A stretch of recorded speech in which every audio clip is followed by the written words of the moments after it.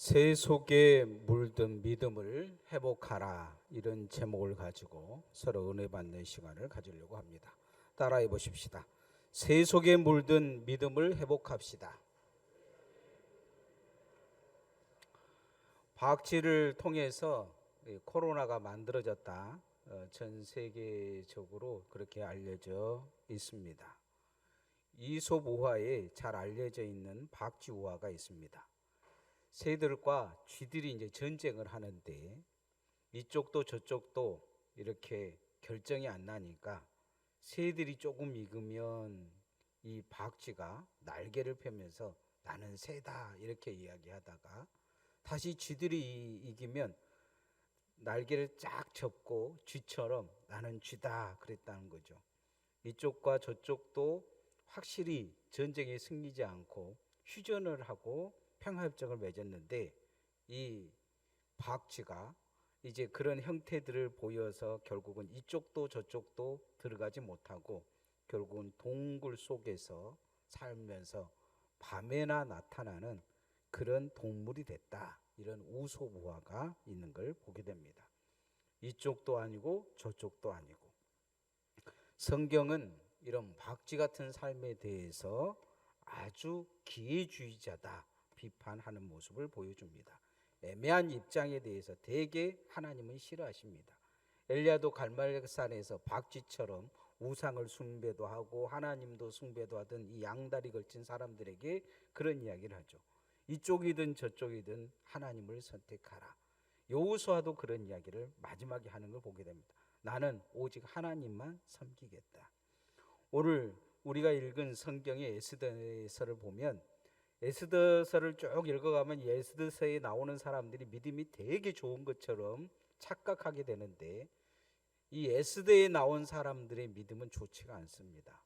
이 사람들은 전부 다 박쥐 같은 사람들이에요. 바벨론 포로 기간에 이제 바벨론이 멸망하고 페르시아가 제국이 새롭게 서면서 고레스가 왕이 되면서 돌아가라고 이야기를 합니다. 예레미야서에 보면 70년에 돌아갈 기회가 있을 거라고 이야기해요. 신앙이 있는 사람은 싹 돌아가란 거죠. 바벨론에다 그들을 남겨둔 것은 회복을 위해서, 사명을 위해서 그렇게 바벨론에 남겨준 거예요. 그런데 바벨론에 남겨진 이 사람들이 하나님이 그렇게 은혜를 주고 축복을 주고 그들이 평안하게 하고 바벨론에서 고관이 되게 하고 부자가 되게 해주셨는데 돌아갈 생각을 안 하는 것을 볼 수가 있습니다. 돌아가는 것을 거부하죠. 왜 돌아가는 것을 거부했느냐? 예루살렘에 가면 집도 없고 예루살렘보다는 바벨론이 훨씬 나은 거죠. 지금 여러분 서울 살던 사람 보고 서울에 있는 모든 것들, 직장도 정리하고 다 가족들도 정리하고 강진으로 오라면 오겠습니까? 어떻게든지 서울로 가려고 하죠. 자녀 교육 때문에도 서울로 가려고 하고 서울에 살아야 미래가 있고 서울에 지금 땅값이 막 올라가고 있는데 그거 팔고 와서 강진 땅 사라 그러면 누가 사겠어요? 당시 바벨론에 사는 유대인들은 글씨를 알았단 말이죠. 숫자를 알았어요. 그래서 0.01%의 이 엘리트 집단입니다.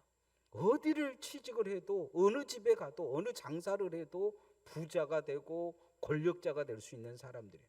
이 사람들은 관리가 될 수가 되면 글을 읽고 숫자를 알기 때문에 초고속 승진을 할 수 있는 사람들입니다. 그래서 왕들이 아낄 수밖에 없는 사람들. 다 숫자도 모르고 글자도 모르는 사람들 속에서 이 유대인들은 뛰어난 사람들이었어요. 그런데 그 촉망받은 미래를 놔두고 고향 예루살렘으로 돌아간다? 그것은 그들에게 있어서는 모든 걸 포기하는 거죠. 신앙 하나 때문에 다 포기해야 돼요. 그런 모험이 싫은 거죠. 돌아간 사람들은 돌아갔고 돌아가지 않는 사람들은 그때부터 박쥐 같은 삶을 삽니다. 숨어서 성경 읽고 안식일에도 잘 모이지도 않고 자우장 고관이 되기 위해서 우상 숭배를 하면 같이 고개도 숙이고 우상의 재물도 먹고 수단과 방법을 가리지 않고 바벨론 사람들처럼 살아갑니다. 신앙의 순수성을 잃어버린 거죠. 박쥐처럼 살면서 순수한 신앙이 없는 거예요. 오늘날 우리가 세상에서 그럴 수 있어요.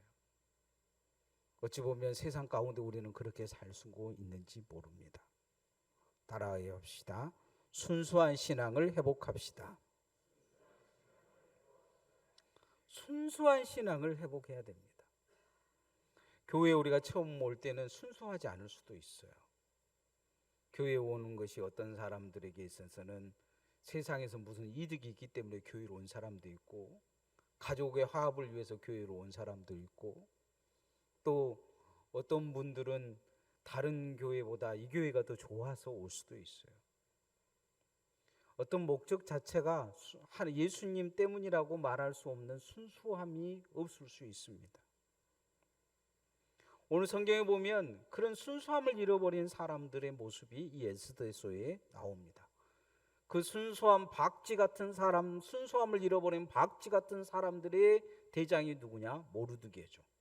바벨론에 숨어 사는 박쥐 같은 유대인들의 수장입니다. 정말 수단과 방법을 가리지 않고 이 사람이 살았던 행적이 나타나는데, 그건 뭐냐?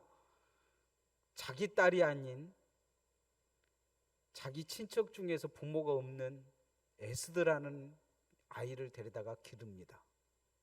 길러가지고 수단과 방법을 가리지 아니하고 왕의 시녀가 되게 해요.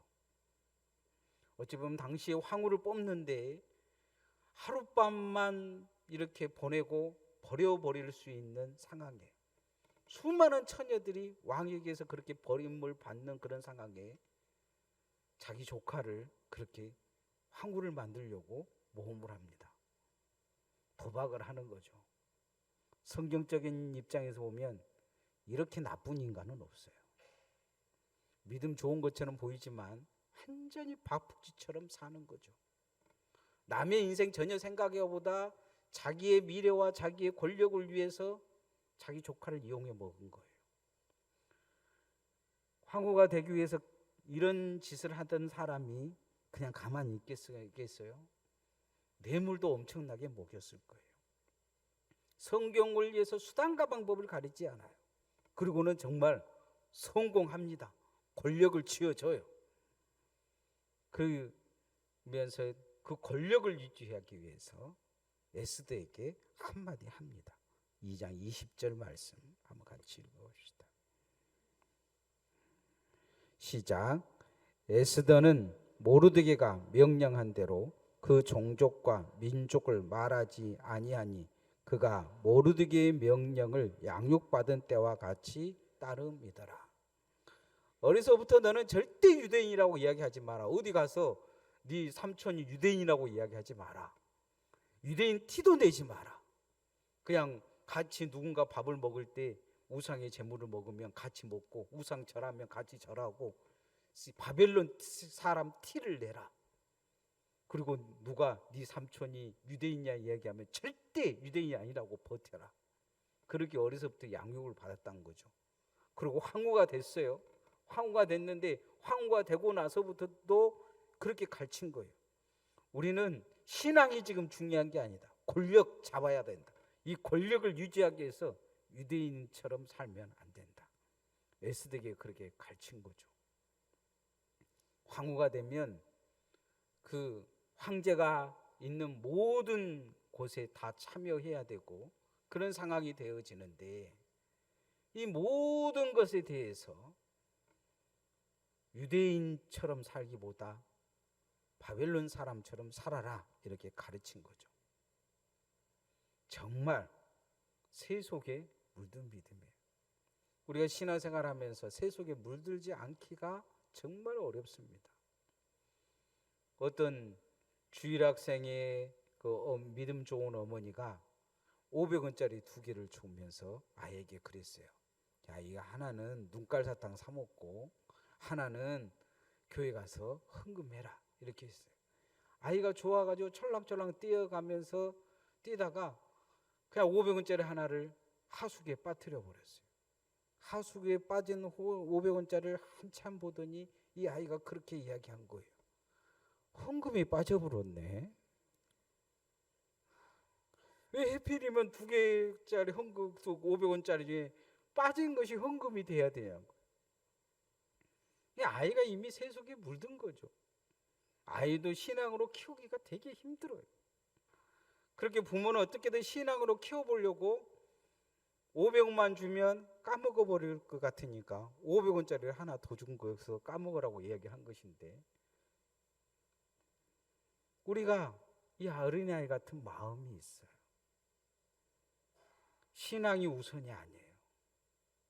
세상이 우선이에요. 이 모르드게는 그런 삶을 살았어요. 순수한 신앙을 잃어버린 거예요. 박쥐같이 산 거예요. 세상에서 하지 말란 것만 골라서 해서 권력을 잡은 거죠. 오늘 우리가 그렇게 살 수 있어요.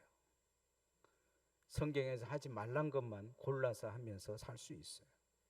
그렇게 살다가 주일날만 와가지고 교회 와서 성도인 척 하는 것이죠. 그러면서 늘 하는 말이 한국교회가 썩었다고 그러고 교회가 문제라고 그러고, 우리가 그렇게 세속의 사람처럼 살 수 있어요.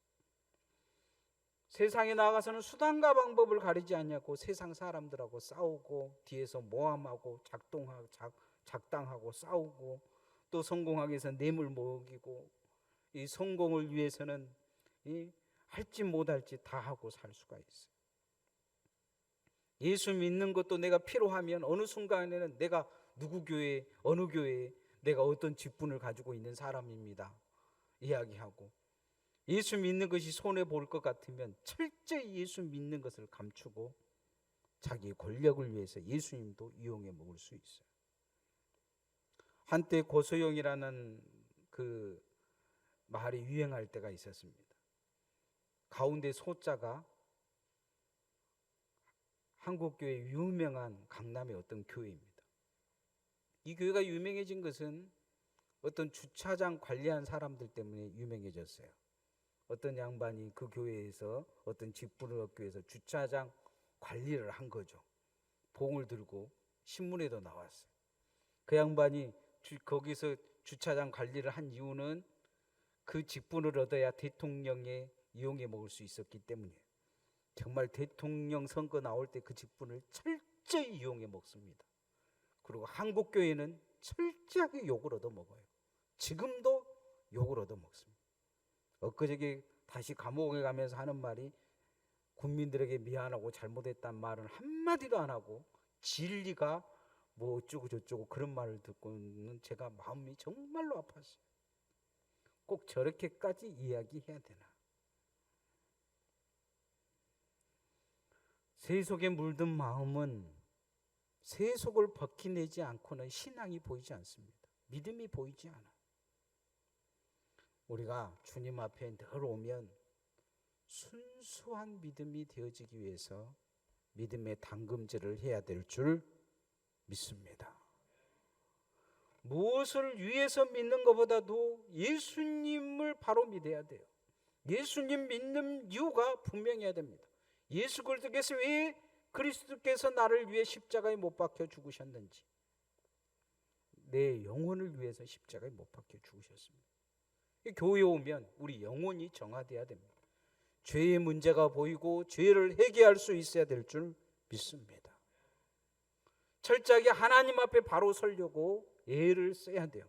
남 걱정하고 나라 걱정할 것이 아니고 먼저 나부터 걱정해야 돼요.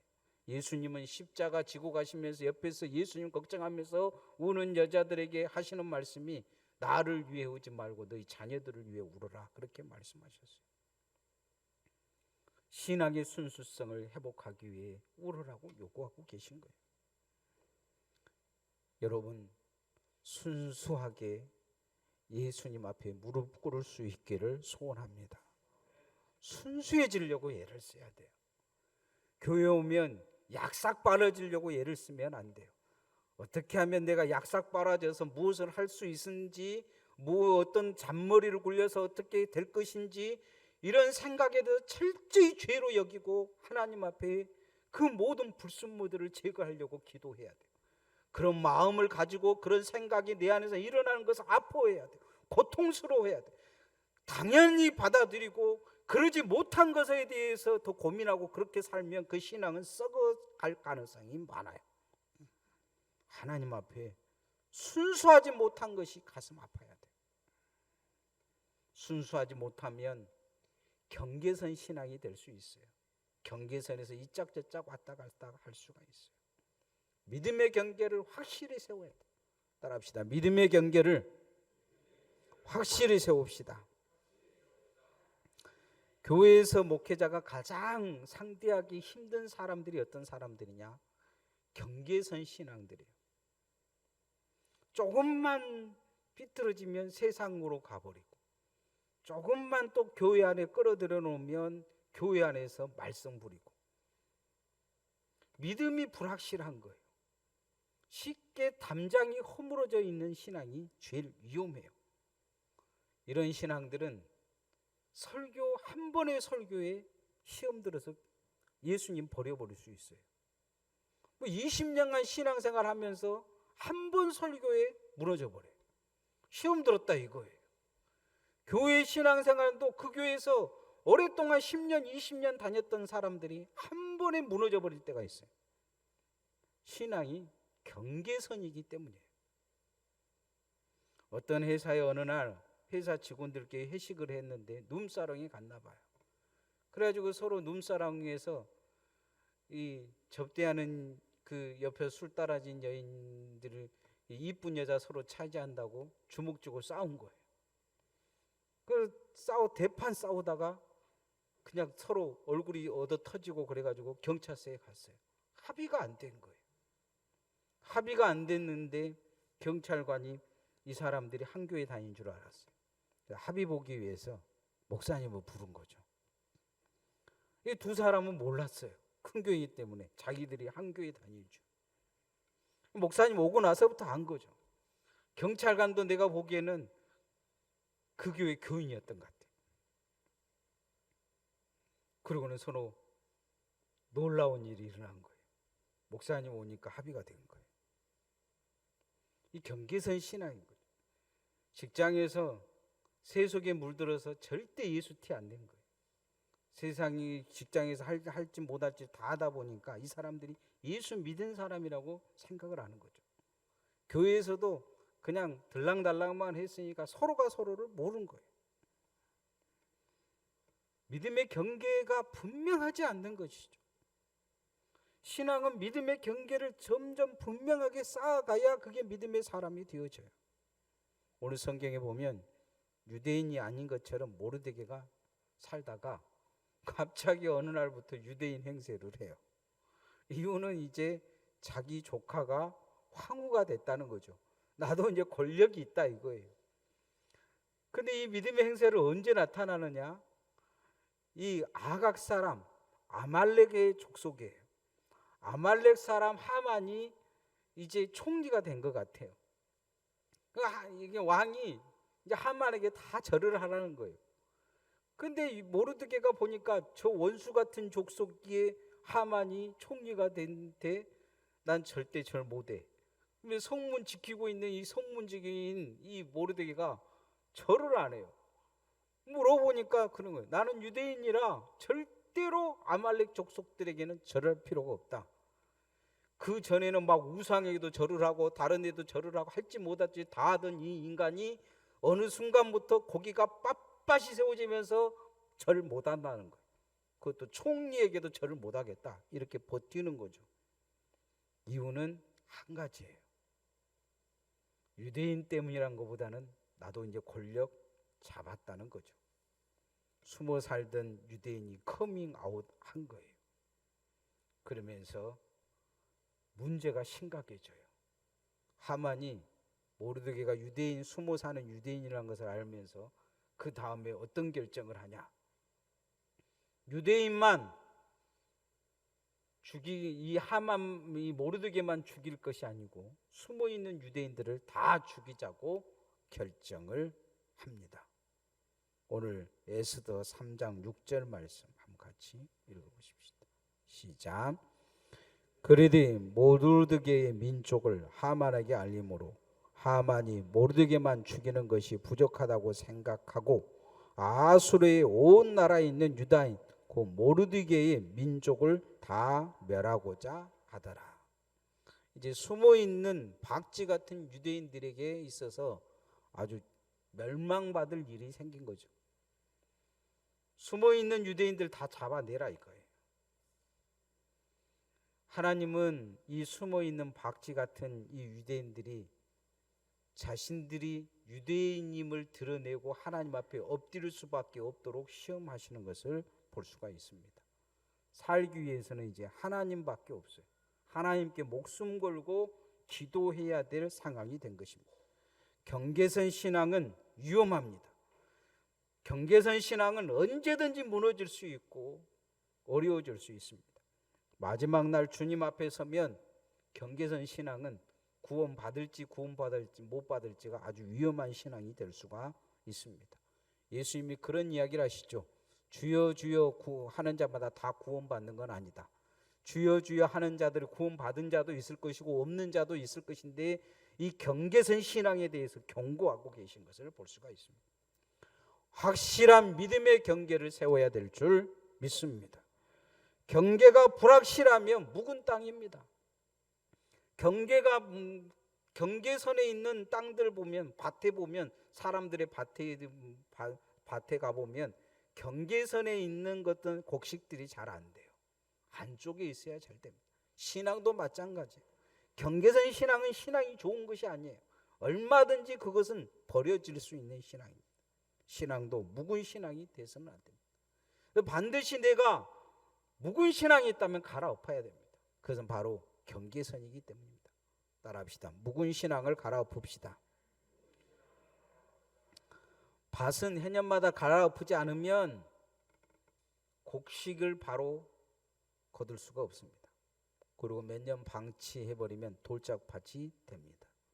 오늘 모르드게라는 이 묵은 땅, 박쥐 같은 신앙 하나님이 갈아엎으십니다. 사람들 앞에서 유대인지 전혀 보이지 않는 이 신앙, 그러니까 어느 날부터 이제 기도하기 시작해요. 금식이라는 것을 합니다. 머리에다가 재를 뿌리고 베옷을 입고 옷을 찢고 하나님 앞에 엎드립니다. 사람들 앞에도 시위하고 쇼를 해요. 그런데 이 쇼가 누구를 위해서 하는 것이냐? 누구 보여주려고 하는 것이냐? 에스더 보여주려고 한 거예요. 하나님 앞에 한 것이 아닙니다. 그러니까 어떻게든지 쇼를 하긴 해요. 좌우장 갈아엎어지는 모습이 나타납니다. 에스더서 4장 1절 말씀 한번 같이 읽어봅시다. 에스더 오늘 아침에 읽진 않았는데 같이 읽어봅니다. 시작. 모르드게가 이 모든 일을 알고 자기 옷을 찢고 굵은 베옷을 입고 재를 뒤집어 쓰고 성중에 나가서 대성통곡하며. 누구 보여주려고 하는 거예요? 이것은 에스더 보여주려고 한 것입니다. 하나님은 그러나 이 모르드게 같은 이 박쥐 같은 이 수장을 무릎을 꿇게 합니다. 그리고는 모든 바벨론에 있는 유대인들이 금식하게 만드셔요. 기도할 수밖에 없어요. 살 방법은 그거밖에 없다는 거예요. 에스더가 그렇게 이야기합니다. 나도 왕 앞에 나가면 죽는데 목숨 걸고 왕 앞에 나갈 텐데 당신들이 뒤에서 하나님께 기도해라. 금식하고 기도해달라고 합니다. 묵은 땅은 신앙의 위기가 반드시 옵니다. 잡초 같은 신앙 마지막 하나님께서 가라지처럼 싹 걷어서 태워버리시겠다고 말씀하십니다. 회개하라 이렇게 말씀하셨어요. 묵은 땅을 갈아엎을 수 있는 것은 회개밖에 없습니다. 우리가 신앙생활을 바로 하지 못한 것을 주님 앞에 오면 날마다 회개해야 될 줄 믿습니다. 에스더처럼 하나님 앞에 회개하는 믿음으로 가야 합니다. 모르드게처럼 쇼하는 믿음이 되어서는 절대로 안 될 것입니다. 내 예배의 자리가, 기도의 자리가 묵은 땅이 되어버리지 않는지 뒤돌아 봐야 합니다. 내 성경에는 하나님의 말씀이 날마다 새롭게 익혀지고 있는지, 아니면 보이지 않는 곰팡이가 곳곳에 서 있는지 뒤돌아봐야 합니다. 제가 엊그저께 제 서재에서 잘 보지 않는 주석을 이렇게 꺼내서 이렇게 봤더니 책 위에가 다 붙어 있더라고요. 오래 읽지 않으니까 책 위에가 붙어 있는 거예요.